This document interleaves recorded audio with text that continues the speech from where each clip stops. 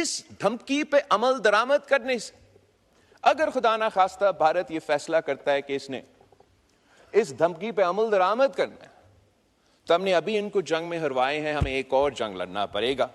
اور اس جنگ کے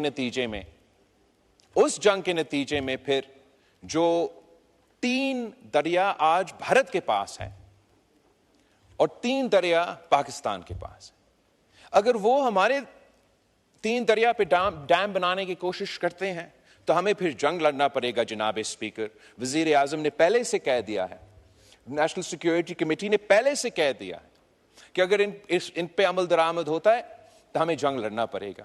تو ہم انشاءاللہ تعالیٰ ایک تو جنگ نہیں لڑنا پڑیں گے, لیکن اگر وہ مجبور ہوتے ہیں اور ان کو جنگ کا اگر ہمیں جنگ لڑنا پڑے گا تو پھر ڈسرپٹ نہ کریں. ہم جانتے ہیں کہ ہمارا ایئر فورس, ہمارے افواج جیسے ابھی ان کو عبرتناک شکست دلوائے, اگلے آنے والے جنگ میں بھی اس پوزیشن میں ہیں کہ ہم ان کو عبرتناک شکست دلوائیں. تو بھارت کے سامنے 2 آپشنز ہیں جناب اسپیکر, 2 آپشن.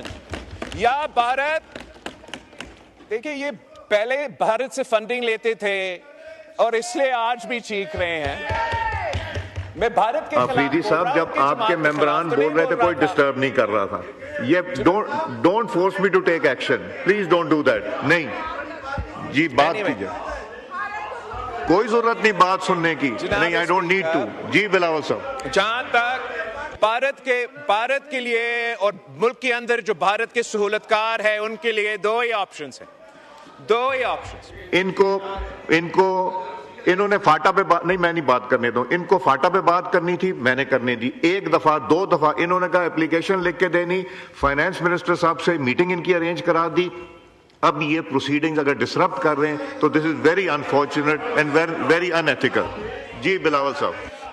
Anyway, جناب speaker, I am happy to ignore them. آپ بھی اگنور کریں, عوام بھی ان کو اگنور ہی کر رہے ہیں.